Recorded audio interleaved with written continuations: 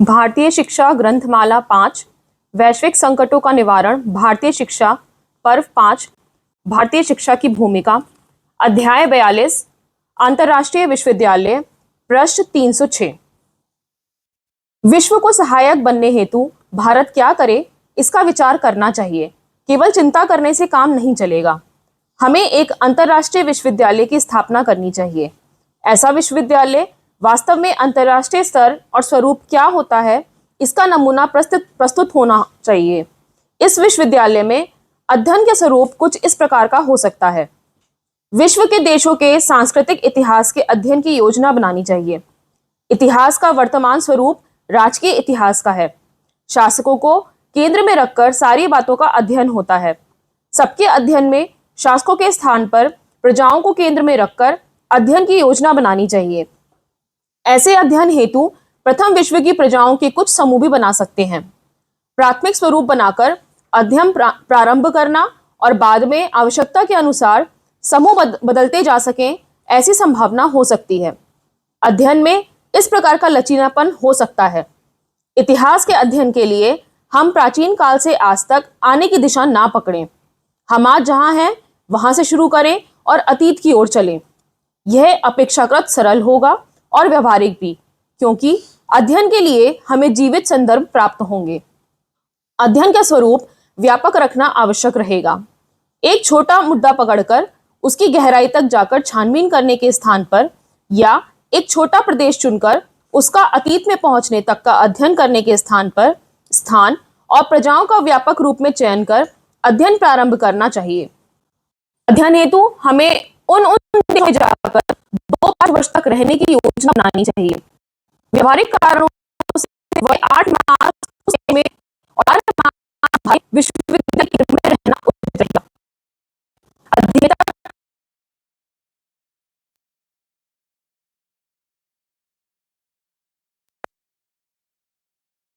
प्राप्त की जा सकती है। उस देश का विश्वविद्यालय और शासन हर सकते हैं। उस देश का अध्ययन किया हो, कर रहे हो, ऐसे अन्य देशों के विद्वानों के साथ संपर्क स्थापित करना भी आवश्यक रहेगा। उस देश का वर्तमान जीवन जानना प्रारंभ बिंदु रहेगा। अर्थव्यवस्था, अर्थ के संबंध में दृष्टि, समाज व्यवस्था के मूल सिद्धांत, कानून की दृष्टि, धार्मिक आस्थाएं, शिक्षा स्वरूप, शासन का स्वरूप, प्रजा मानस आदि हमारे अध्ययन के विषय बनेंगे। लोगों के साथ बातचीत, प्रजा जीवन का अवलोकन,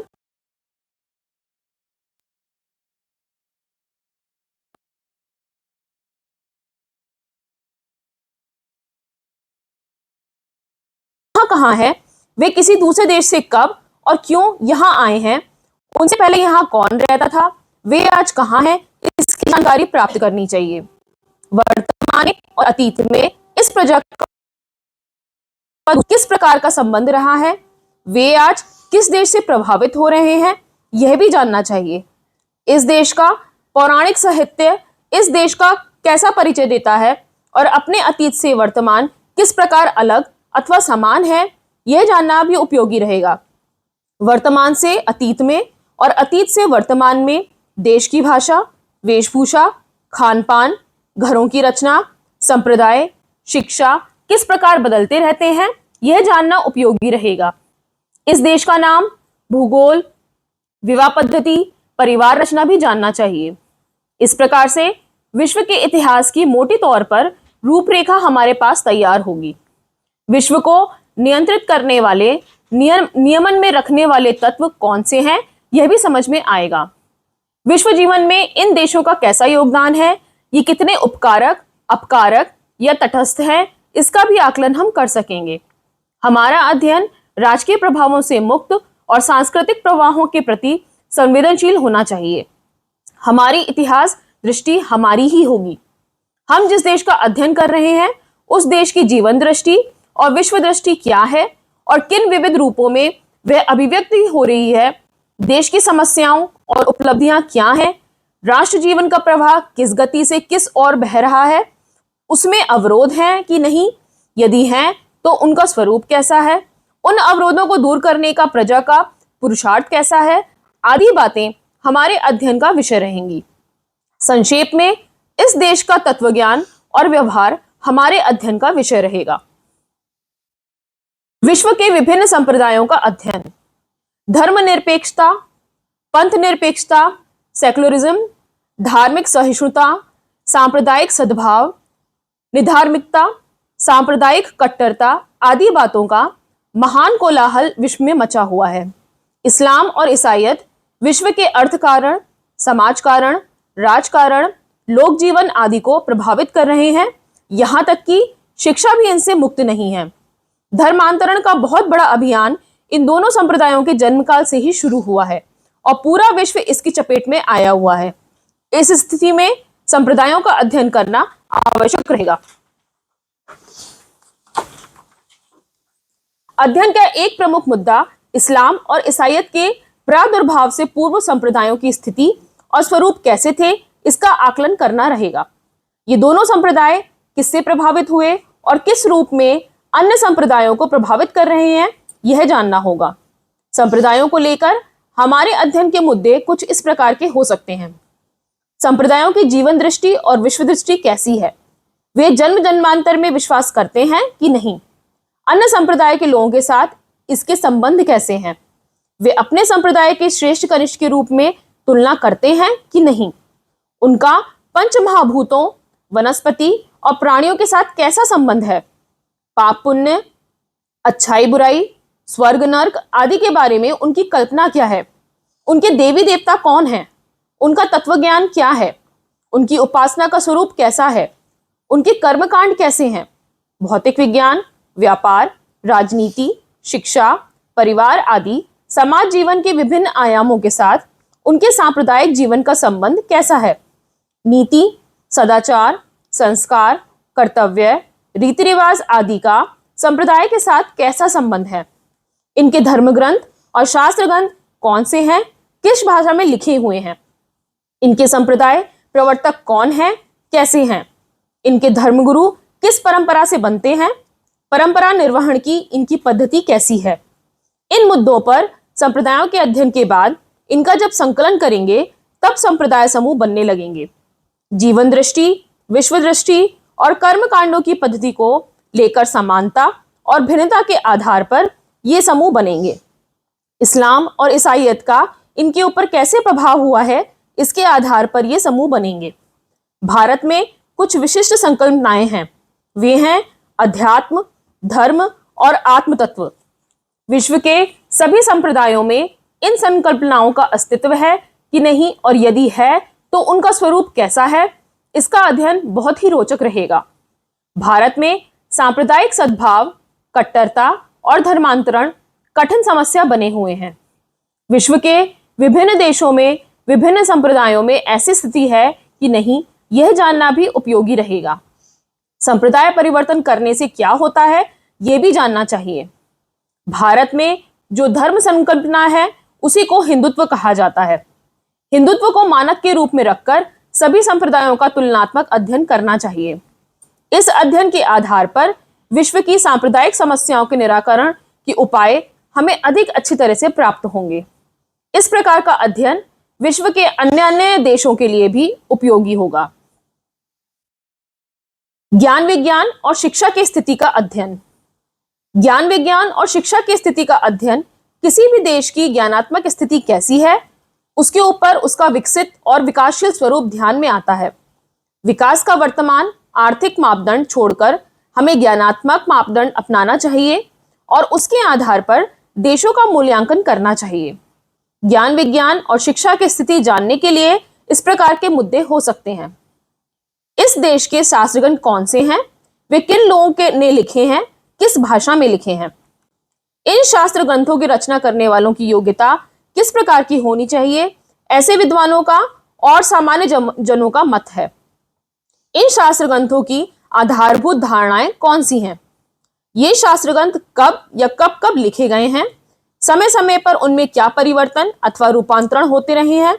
ये परिवर्तन किन लोगों ने किस आशय से किए हैं? रूपांतरण की आवश्यकता क्यों लगी? वर्तमान में इन शास्त्र ग्रंथों का अध्ययन कौन करता है, क्यों करता है? ये शास्त्र ग्रंथ किन किन बातों के लिए प्रमाण माने जाते हैं?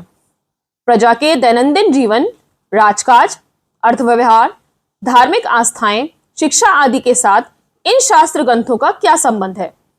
शास्त्र ग्रंथ और तत्वज्ञान, शास्त्र ग्रंथ और विज्ञान, शास्त्र ग्रंथ और राजनीति किस प्रकार एक दूसरे को प्रभावित करते हैं?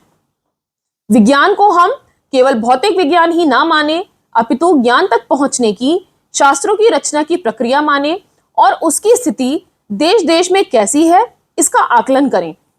वैज्ञानिक दृष्टिकोण की क्या स्थिति है इसका भी विचार करें। देश में खान पान का, वेशभूषा का, दिनचर्या का, ऋतुचर्या का, जीवनचर्या का, मकान और सड़कें बनाने का कोई शास्त्रीय खुलासा होता है कि नहीं, यह जानने से पता चलता है कि विज्ञान की स्थिति क्या है। देश का आरोग्य शास्त्र और चिकित्सा शास्त्र कैसे विकसित हुआ है?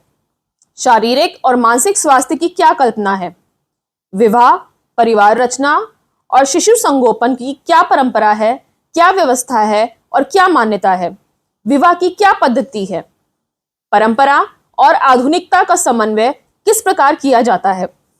देश भौतिकवादी है, आध्यात्मिक है या दोनों का अशास्त्रीय सम्मिश्रण है? देश में शिक्षा का स्वरूप कैसा है? किस आयु में शिक्षा शुरू होती है, तब तक चलती है, किस भाषा में दी जाती है? विद्यालय कौन चलाता है? शुल्क की क्या व्यवस्था है? शिक्षक कैसे होते हैं?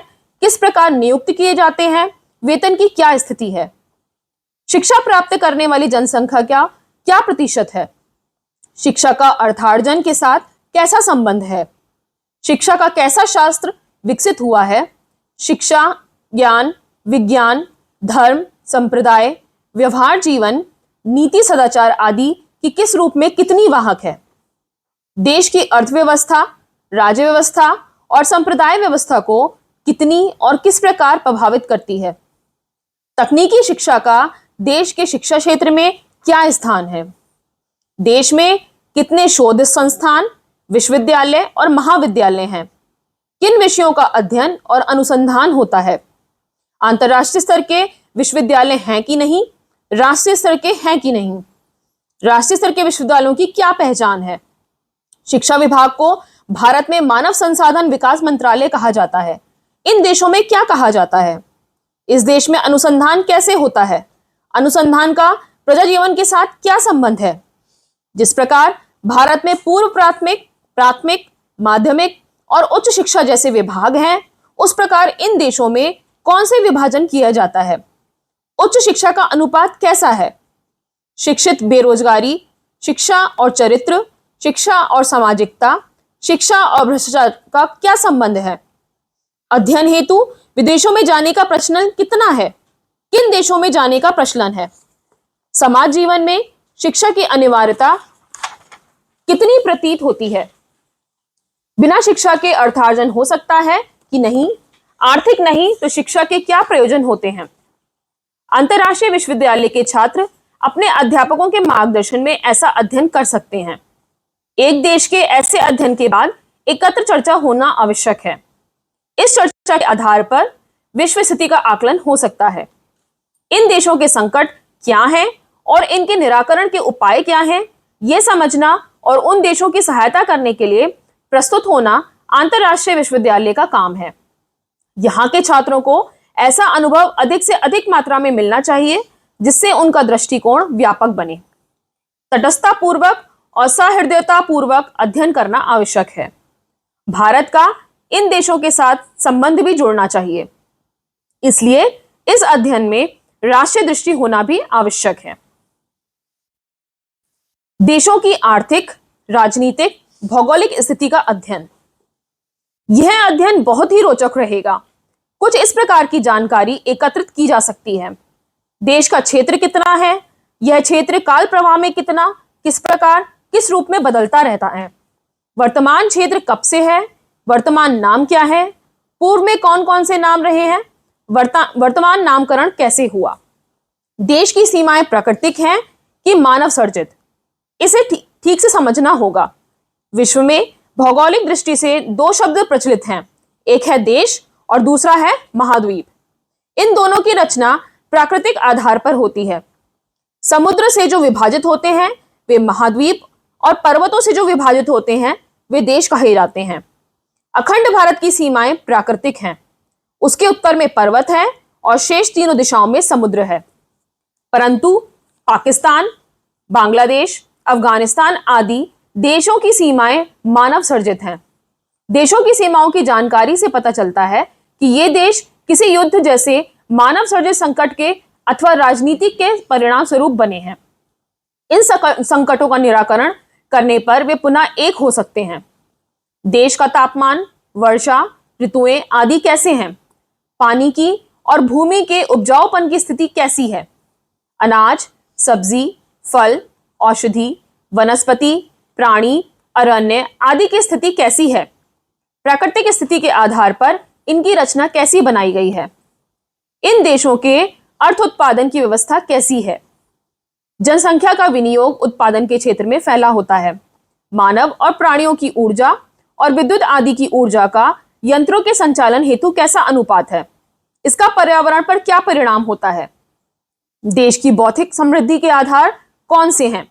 भौतिक समृद्धि के लिए आवश्यक प्राकृतिक संपदा, कार्यकुशलता, काम करने की वृत्ति और बुद्धि संपदा का अनुपात कैसा है? कारीगरी के क्षेत्र में विविधता, उत्कृष्टता और सृजनशीलता कितने हैं? उत्पादन कितना विकेंद्रित है और वितरण की व्यवस्था कितनी कम खर्चीली है? जीडीपी के मापदंड के अनुसार देश विकसित, विकासशील या अविकसित है। जीडीपी को छोड़ दिया जाए तो देश भौतिक समृद्धि के आधार पर देश कौन सी श्रेणी में होगा? देश के विदेश व्यापार, विदेश या अंतर्राष्ट्रीय ऋण, आयात और निकास की स्थिति कैसी है? शिक्षित रोजगारी, अशिक्षित रोजगारी, शिक्षित बेरोजगारी, अशिक्षित बेरोजगारी का अनुपात कैसा है? उत्पादक और अनुत्पादक व्यवसायों का अनुपात कैसा है? नौकरी करने वाले और स्वतंत्र व्यवसाय करने वाले का अनुपात कैसा है? देश में विदेशी कंपनियां और देश की विदेशों में व्यापार करने वाली कंपनियों का अनुपात कैसा है? विदेशों में पढ़ने और व्यवसाय करने वाले नागरिकों का अनुपात कैसा है? आर्थिक क्षेत्र में रिश्वतखोरी, कालाधन, भ्रष्टाचार, कर चोरी, मिलावट आदि की स्थिति कैसी है? देश में कौन सी शासन पद्धति है? परापूर्व से कौन सी पद्धति रही है? साम्यवादी, समाजवादी, भौतिकवादी, संप्रदायवादी, राष्ट्रवादी आदि में से या इससे अन्य कौन सी विचारधारा से देश चलता है? आतंकवाद, घूसखोरी, विदेशी आक्रमणों की क्या स्थिति है? अपनी रक्षा करने की देश की सामरिक स्थिति कैसी है? राजकीय, आर्थिक, ज्ञानात्मक, सांस्कृतिक में से इसका कितना वर्चस्व है? इस प्रकार की जानकारी प्राप्त करने से देशों की राजकीय, आर्थिक, बौद्धिक सामर्थ्य का पता चलता है। अमेरिका जैसा देश इन देशों पर क्या असर करता है या कर सकता है, इसका भी पता चलेगा। विश्व के सांस्कृतिक इतिहास में इनका क्या स्थान है, इसकी भी जानकारी प्राप्त होगी। उनके लिए हम क्या कर सकते हैं, इसका आकलन भी हम कर पाएंगे। इनकी हमारे साथ समरसता हो सकती है कि नहीं, और यदि हो तो कैसे, इसका भी विचार हम कर पाएंगे। विश्व के देश भारत को जाने। कभी तो ऐसा समय था जब पश्चिम भारत को सपेरों और मदारियों का देश समझता था। कभी तो ऐसा समय था जब विदेशों से मेधावी विद्यार्थी भारत में अध्ययन करने के लिए आते थे। एक समय था जब भारत का विदेश व्यापार बहुत बड़ा था। एक समय था जब भारत के लोग विश्व के सभी देशों में संस्कृति का संदेश लेकर पहुंचते थे। एक समय था जब भारत सोने की चिड़िया के रूप में पहचाना जाता था। एक समय था जब भारत हिंदुस्तान के रूप में पहचाना जाता था। आज विश्व में भारत की पहचान एक समर्थ परंतु गरीब, पिछड़े और विकासशील देश के रूप में है। परंतु हम जानते हैं कि यह सही नहीं है। इस स्थिति में हमारे लिए दो काम करणीय हैं। एक तो हमें यह करना है कि हम स्वयं अपने देश को जानें, हमारे अतीत और वर्तमान के विषय में जानें, हम अपने आप को ठीक भी करें। भारत को भारत बनने की महती आवश्यकता है। सनातन भारत और वर्तमान भारत एक दूसरे से बहुत भिन्न है। सनातन भारत वर्तमान भारत के अंदर जी रहा है, तो वह बहुत दबा हुआ है। कभी कभी भारत पश्चिम की छाया में जी रहा है, पर्याप्त मात्रा में बदला है और बदल रहा है। हमें अपने आप को पुनः भारतीय बनाना होगा।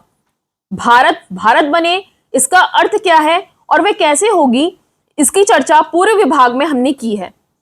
उस भारत की जानकारी हम विश्व को दें, यह पहला कार्य है। दूसरा कार्य है हम भारत का परिचय विश्व को दें, अर्थात वह परिचय सनातन भारत का हो, वर्तमान भारत का नहीं। हमारे जो लोग विदेशों में जाकर बसे हैं, उनके माध्यम से विश्व भारत को पहचानता है। हमारे सांस्कृतिक और सामाजिक संगठनों के प्रमुख तथा कार्यकर्ता विदेशों में जाते हैं, उनके माध्यम से विश्व भारत को जानता है। हमारे विद्यार्थी, अध्यापक, वैज्ञानिक, पर्यटक विदेशों में जाते हैं, विश्व को भारत का परिचय होता है। उसी प्रकार से विदेशों से इन्हीं कारणों से लोग भारत में आते हैं, तब उनके माध्यम से भी विश्व को भारत का परिचय होता है। परंतु यह परिचय सनातन और वर्तमान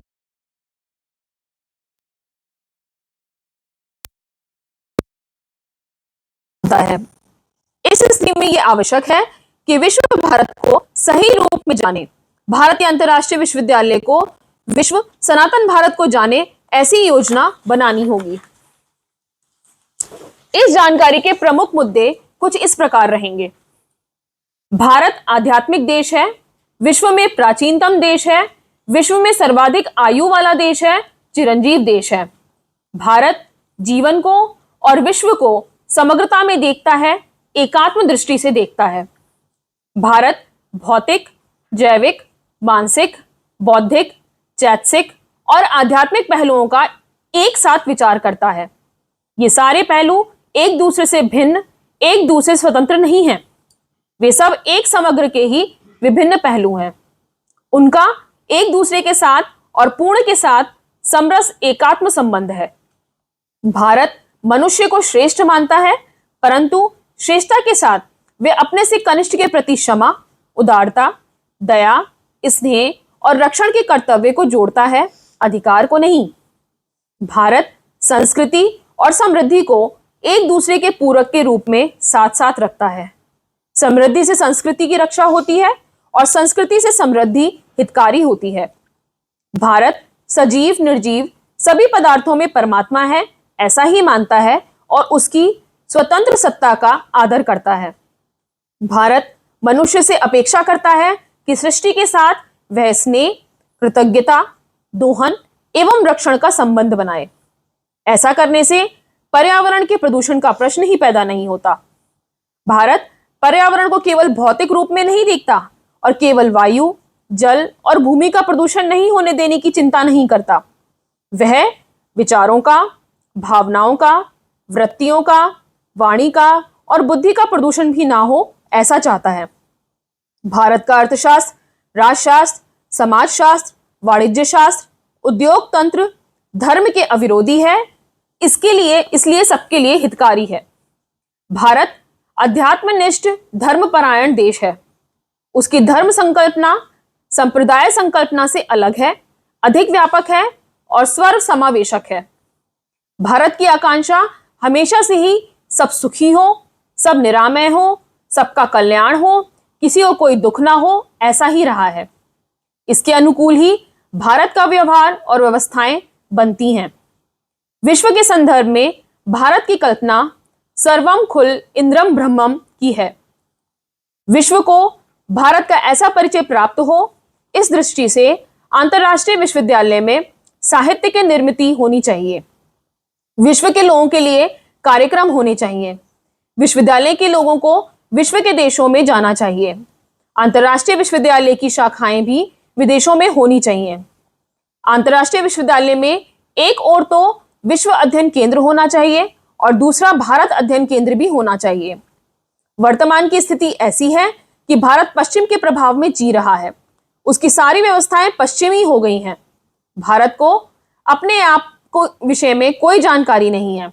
पश्चिम की दृष्टि से भारत अपने आप को देखता है, पश्चिम की बुद्धि से अपने शास्त्रों को जानता है। इस समय भारत की प्रथम आवश्यकता है अपने आप को सही रूप में जानने की। भारत भारत बने, वर्तमान भारत अपने आप को सनातन भारत में परिवर्तित करे, इस हेतु से भारत अध्ययन केंद्र कार्यरत होना चाहिए।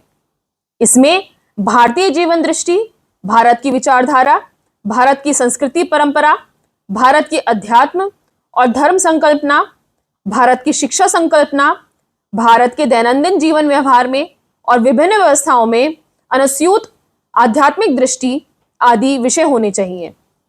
भारतीय जीवन व्यवस्था और विश्व की अन्य जीवन व्यवस्थाओं का तुलनात्मक अध्ययन, भारत के विश्व में भूमिका आदि विषयों में अध्ययन होना चाहिए। वर्तमान भारत में पश्चिमीकरण के परिणाम स्वरूप क्या क्या समस्याएं निर्माण हुई हैं और उनका समाधान कर हम भारत को पश्चिमीकरण से कैसे मुक्त कर सकते हैं, इस विषय का भी अध्ययन होना चाहिए। संयुक्त राष्ट्र संघ जैसी अंतर्राष्ट्रीय स्तर पर कार्यरत संस्थाओं के माध्यम से अमेरिका किस प्रकार अन्य देशों सहित भारत को अपने चंगुल में रखे हुए है, इसका भी विश्लेषणात्मक अध्ययन होना चाहिए। इस अध्ययन केंद्र में अध्ययन के साथ अनुसंधान भी निहित है। यह अनुसंधान ज्ञानात्मक आधार पर व्यवहारिक प्रश्नों के निराकरण हेतु होना चाहिए। केवल अनुसंधान और व्यवहारिक अनुसंधान का अनुपात 30 और 70% का होना चाहिए। दोनों अध्ययन केंद्रों में विश्व के अनेक देशों से तेजस्वी विद्यार्थी अध्ययन हेतु आए, ऐसी इसकी प्रतिष्ठा बननी चाहिए। परंतु इंटरनेट के इस युग में विज्ञापन के माध्यम से प्रचार हो और प्रतिष्ठा बने, ऐसा मार्ग नहीं अपनाना चाहिए। प्रतिष्ठा ज्ञान को ही, संस्था की नहीं। इसलिए इंटरनेट के माध्यम से ज्ञान के सर्वत्र पहुंचाने की व्यवस्था की जा सकती है। हम मौन रहें और अन्य लोग प्रशंसा करें, इस लायक हो, यह सही भारतीय मार्ग है। अंतर्राष्ट्रीय विश्वविद्यालय का चरित्र राष्ट्रीय होना अपेक्षित है। राष्ट्रीय का अर्थ है भारतीय जीवन दृष्टि के अनुसार उसका अधिष्ठान लिए। इसका चरित्र ज्ञानात्मक होना चाहिए। भारत में ज्ञान को कार्यकुशलता, भावना, विचार, बुद्धिमत्ता, विज्ञान, संस्कार आदि सभी बातों से उच्च स्थान पर प्रदर्शित किया गया है। ज्ञान आत्म तत्व का लक्षण है। श्रीमद् भागवत गीता में कहा है, न ही ज्ञानेन सदंशम पवित्र महे विद्यते।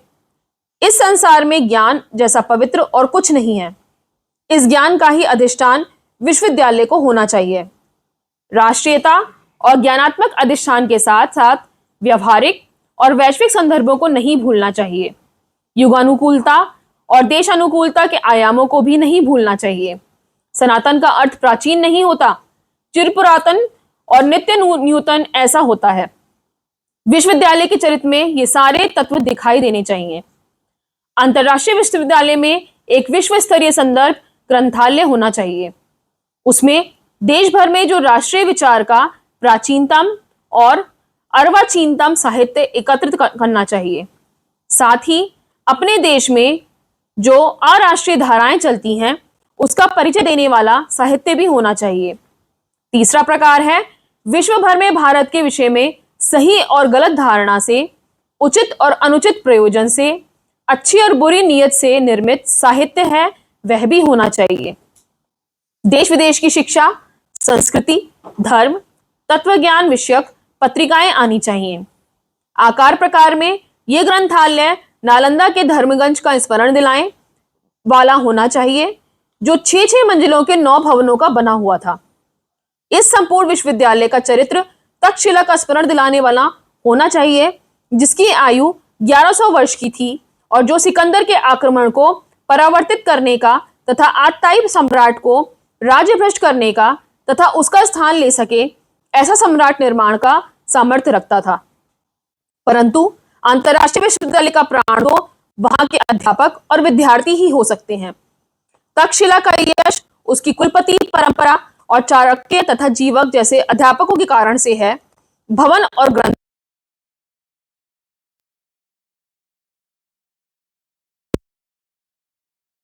विद्वान, देशभक्त, जिज्ञासु, अध्ययनशील, विश्व कल्याण की भावना वाले अध्यापकों और विद्यार्थियों को इस विश्वविद्यालय में अध्ययन, अध्यापन, अनुसंधान हेतु आमंत्रित करना चाहिए। देश भर के महाविद्यालयों और विद्यालयों के विद्यार्थियों का प्रयत्न पूर्वक चयन करना चाहिए।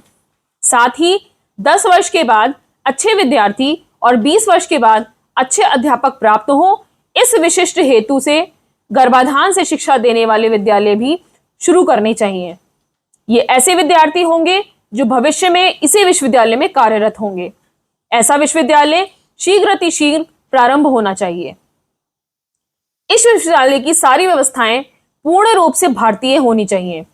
वास्तुशास्त्र, स्थापत्य शास्त्र, पर्यावरण आदि का विचार कर भवन, फर्नीचर, मैदान, बगीचा, पानी और स्वच्छता आदि की व्यवस्थाएं बननी चाहिए।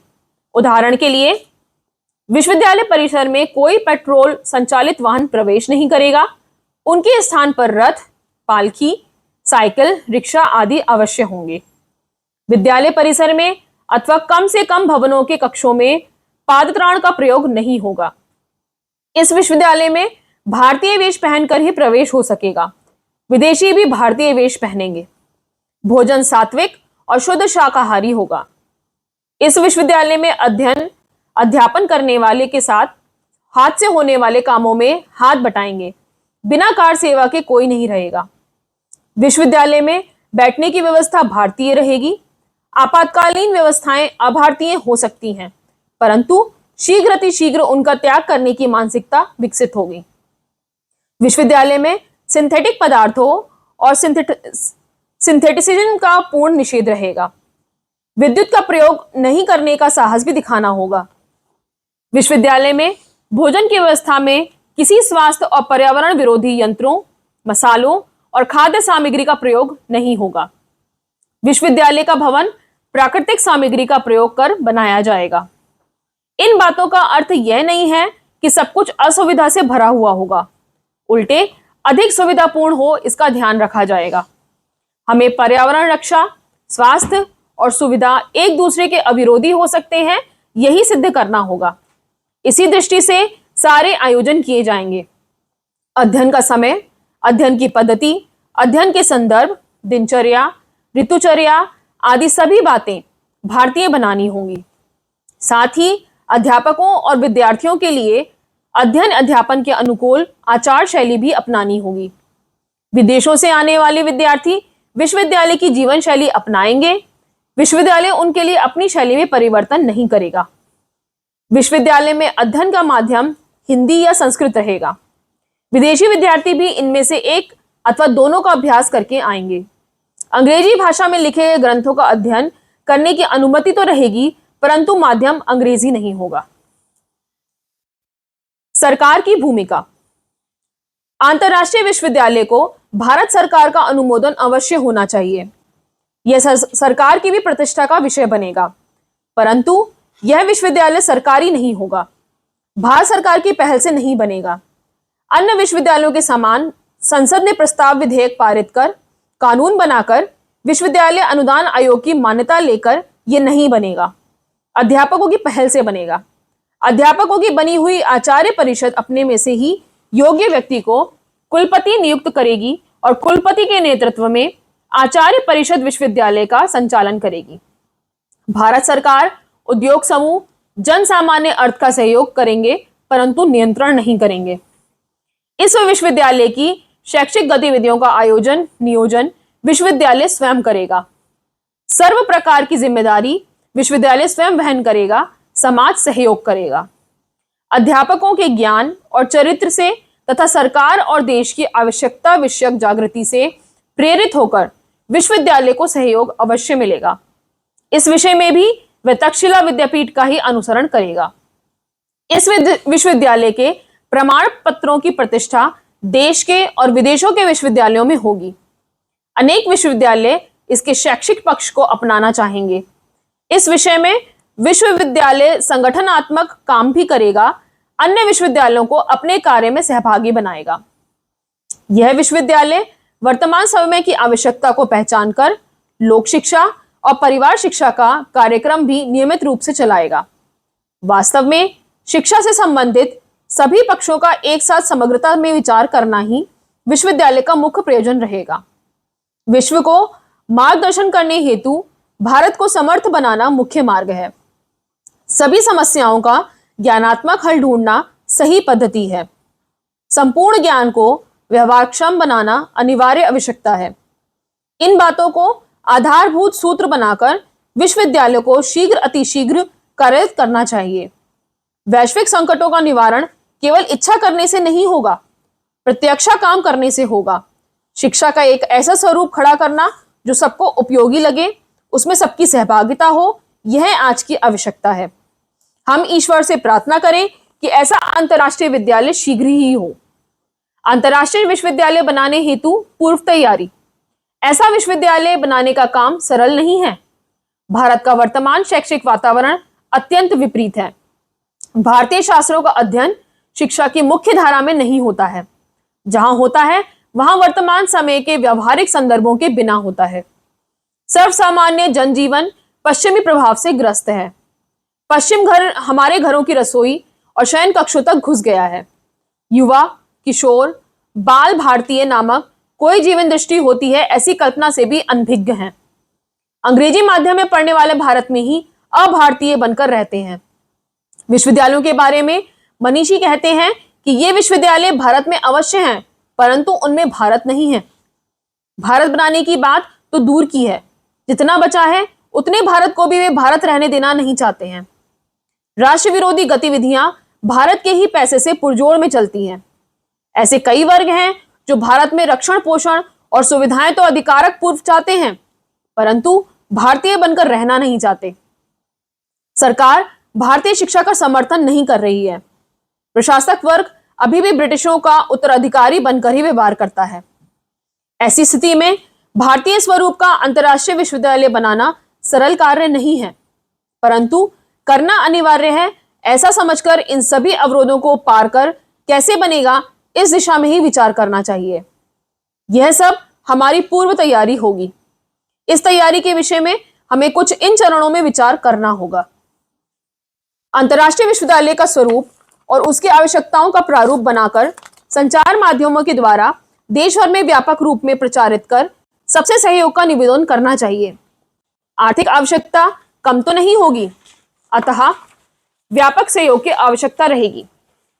अंतर्राष्ट्रीय विश्वविद्यालय बनाने की आवश्यकता समझाकर देश के अनेक विश्वव्यापी सांस्कृतिक संगठनों को ऐसा विश्वविद्यालय प्रारंभ करने हेतु निवेदन करना चाहिए। उनके पास व्यवस्थाओं की सुलभता होती है। केंद्र और राज्य सरकार के शिक्षा मंत्रियों, मुख्यमंत्रियों और प्रधानमंत्री से भेंट कर इस विश्वविद्यालय के प्रारूप पर चर्चा और उसके संचालन में सरकार की ओर से आने वाले प्रतिरोधों और अवरोधों को दूर करने हेतु संवाद करना चाहिए। उसके बाद समर्थन की भी अपेक्षा करनी चाहिए। देश के श्रेष्ठ विश्वविद्यालयों के उत्तम अध्यापकों को इस कार्य में जुड़ने हेतु आह्वान करना चाहिए। इसी प्रकार से छात्रों को भी आह्वान करना चाहिए। विद्यार्थियों और अध्यापकों को ज्ञान साधना हेतु सिद्ध करना चाहिए। 5 वर्ष के अध्ययन की योजना बनाकर विश्वविद्यालयों और महाविद्यालयों में वितरित करनी चाहिए। जो जहां है वहां अध्ययन शुरू करें, ऐसा निवेदन करना चाहिए। प्रासंगिक और व्यक्तिगत अध्ययन आज भी बहुत हो रहा है। इस अध्ययन को समग्रता का अंग बनाने की योजना करनी चाहिए। समग्रता में चिंतन और अध्ययन हेतु अध्यापकों के समूहों को साथ बैठकर योजना बनानी होगी। विषय सूची बनाकर उसका विभाजन कर समय सीमा निर्धारण कर नियोजित पद्धति से काम करना होगा। विधिवत अंतर्राष्ट्रीय विश्वविद्यालय होने से पूर्व मुक्त विश्वविद्यालय, चल विश्वविद्यालय, लोक विश्वविद्यालय आदि रूप में भी कार्य हो सकता है। लघु रूप में ग्रंथालय का प्रारंभ हो सकता है। छुट्टियों में विद्यार्थियों और अध्यापकों के लिए अध्ययन और अनुसंधान के प्रकल्प प्रारंभ हो सकते हैं। लोगों को कमाई, मनोरंजन, अन्य व्यवस्थाओं कम कर खर्च और समय बचाकर इस कार्य में जुड़ने हेतु आह्वान किया जा सकता है। सभी कार्यों के आर्थिक संदर्भ नहीं होते। सेवा के रूप में भी अनेक काम करने होते हैं, इस बात का स्मरण करवाना चाहिए। विश्वविद्यालय शुरू होने से पूर्व अध्यापकों और विद्यार्थियों की मानसिक और बौद्धिक सिद्धता बनाने के प्रयास होना आवश्यक है। साहित्य निर्माण का कार्य विश्वविद्यालय प्रारंभ होने से पूर्व भी हो सकता है। तात्पर्य यह है कि औपचारिक प्रारंभ होना ही प्रारंभ है, ऐसा नहीं है। देखा जाए तो अनौपचारिक रूप में तो भारत को बचाए रखना, भारत को भारत बनाने और विश्व को भी उपदेश देने का कार्य तो अभी भी हो रहा है। वह यदि नियोजित पद्धति से, एक उद्देश्य से साथ मिलकर संवेद रूप में होगा तो अधिक प्रभावी ढंग से होगा। एक समय निश्चित रूप से आने वाला है जब विश्व के सभी आसुरी शक्तियां और देवी शक्तियां संगठित होकर आमने सामने खड़ी होंगी। छोटे छोटे युद्ध, आतंकवादी हमले, बाजार और इंटरनेट के माध्यम से आक्रमण तो चल ही रहा है, परंतु निर्णायक युद्ध भी शीघ्र ही होने वाला है। आज चल रहा है, उस मार्ग पर चलकर विश्व बच नहीं सकता। बिना युद्ध के विश्व मार्ग नहीं बदलेगा। इस युद्ध में मुख्य भूमिका निभाने के लिए भारत को सिद्ध होना है। यह विश्व की आवश्यकता है और भारत की नियति। अंतर्राष्ट्रीय विश्वविद्यालय के मापदंड वर्तमान में भारत के शिक्षा क्षेत्र की स्थिति ऐसी है कि विद्यार्थी 8 वर्ष तक पढ़ता है तो भी उसे लिखना और पढ़ना नहीं आता। वह 10वीं या 12वीं में प्रथम श्रेणी में उत्तीर्ण होता है तो भी उसे पढ़े हुए विषयों का ज्ञान नहीं होता। अब तो विद्यार्थियों की आम धारणा बन गई है कि उत्तीर्ण होने के लिए पढ़ने की नहीं, चतुराई की आवश्यकता होती है। लोगों की भी धारणा बन गई है कि पढ़े लिखे को व्यवहार ज्ञान या जीवन विषय ज्ञान होना आवश्यक नहीं है। शिक्षित लोगों का सर्वसामान्य लक्षण है भाषा शुद्धि और अभिजात्य। आज 2 में से एक भी नहीं है। अंतर्राष्ट्रीय विश्वविद्यालय के संदर्भ में इस धारणा को सर्वथा बदलने की आवश्यकता रहेगी। 17-18 वर्ष का युवक दिन के 12-15 घंटे अध्ययन नहीं करता तो वह विश्वविद्यालय का विद्यार्थी कहे जाने योग्य नहीं होगा। यदि सात्विक भोजन, पर्याप्त व्यायाम और योगाभ्यास के माध्यम से वह अपनी शारीरिक, मानसिक और बौद्धिक क्षमताओं का विकास नहीं करेगा तो वह अध्ययन करने के लायक ही नहीं होगा। यदि बाजार में जाकर उचित दाम पर आवश्यक वस्तुओं की गुणवत्ता परखकर खरीदी करने की कुशलता विकसित नहीं करेगा तो वह अध्ययन करने के लायक ही नहीं बनेगा। यदि कष्ट सहने की क्षमता विकसित नहीं करेगा, सुविधाओं का आकर्षण नहीं छोड़ेगा तो अध्ययन करने के लायक ही नहीं बनेगा। विश्वविद्यालय में प्रवेश से पूर्व इस प्रकार की योग्यता विद्यार्थियों को प्राप्त करनी होगी। प्रश्न यह है कि फिर विद्यार्थी ऐसे विश्वविद्यालय में क्यों आएगा जब अन्यत्र शिक्षा सुलभ है? तब ऐसे कठोर परिश्रम की अपेक्षा करने वाले विश्वविद्यालय में कोई क्यों जाए? परंतु इस देश में कुछ अच्छे लोग भी होते हैं। उनमें विद्या प्रीति है, कठिनाई से प्राप्त होने वाली बातों का आकर्षण है, जिज्ञासा है और महान उद्देश्य युक्त काम में जुड़ने की आकांक्षा भी है। ऐसे लोगों के लिए आज अवसर नहीं है। अंतर्राष्ट्रीय विश्वविद्यालय ऐसा अवसर देगा, इसलिए उसके मापदंड उच्च प्रकार के होंगे। जिस प्रकार अध्ययन की योग्यता चाहिए, उस प्रकार से अध्ययन के विनियोग के विषय में भी स्पष्टता चाहिए। इस अध्ययन का उपयोग केवल व्यक्तिगत आकांक्षाओं की पूर्ति के लिए नहीं करना है, अपितु जिस उद्देश्य से विश्वविद्यालय बना है उस उद्देश्य की पूर्ति के कार्य में सहभागी होना हेतु करना है। आज व्यक्तिगत स्वतंत्रता के नाम पर शुल्क देने के अलावा विद्यालय या शिक्षा क्षेत्र या समाज या देश के प्रति कर्तव्य की पूर्ति की कोई अपेक्षा ही नहीं की जाती। परीक्षा पूर्ण होते ही विश्वविद्यालय और विद्यार्थी का संबंध विच्छेद हो जाता है। अध्यापकों का भी ऐसा ही है। विश्वविद्यालय छोड़कर दूसरा व्यवसाय, दूसरा विश्वविद्यालय अत्यंत सरलता से अपनाया जाता है। विश्वविद्यालय से मिलने वाला वेतन बंद हुआ कि संबंध भी समाप्त हो जाता है। इस अंतर्राष्ट्रीय विश्वविद्यालय में ऐसा नहीं होगा। अध्ययन के बाद भी, सेवानिवृत्ति के बाद भी विद्यार्थी और अध्यापक विश्वविद्यालय के साथ जुड़े रहेंगे कि बहुना औपचारिक सेवानिवृत्ति और अध्ययन की पूर्णता होगी भी नहीं। विश्वविद्यालय का कार्य एक मिशन होगा जिसमें सब अपनी अपनी क्षमता से सहभागी होंगे। इसी प्रकार से व्यवसाय बदलना भी संभव नहीं होगा। विश्वविद्यालय की योजना के अनुसार भारतीय शास्त्रों का ही अध्ययन होगा, अतः उस प्रकार के छात्र ही इसमें अध्ययन हेतु आएंगे। विश्वविद्यालय की स्थापना की प्रक्रिया में ही सरकार का नियंत्रण नहीं होगा, ऐसी कल्पना की गई है। अब अन्य विश्वविद्यालयों के समान पाठ्यक्रम होने चाहिए जिससे विश्वविद्यालय बदलने में कठिनाई ना हो, ऐसा दबाव बन सकता है, परंतु ऐसा करना संभव नहीं है क्योंकि अन्य विश्वविद्यालय यूरोपीय ज्ञान संकल्पना के अनुसार चलेंगे, परंतु अंतर्राष्ट्रीय विश्वविद्यालय भारतीय ज्ञान परंपरा से चलेगा। इस बात की स्पष्टता करनी होगी। इस विश्वविद्यालय में आवश्यक नहीं होगा कि नियत समय में ही पाठ्यक्रम पूर्ण होगा। नियत स्वरूप में ही परीक्षाएं होंगी। सबके लिए समान अवधि रहेगा। विद्यार्थी की क्षमता और तत्परता के अनुसार कम अधिक समय लग सकता है। संक्षेप में विश्वविद्यालय के मापदंड भी भारतीय पद्धति के अनुसार होंगे। अंतर्राष्ट्रीय विश्वविद्यालय काम करने लगेगा तब संकल्पनाएं और व्यवहार कालक्रम में स्पष्ट होते जाएंगे।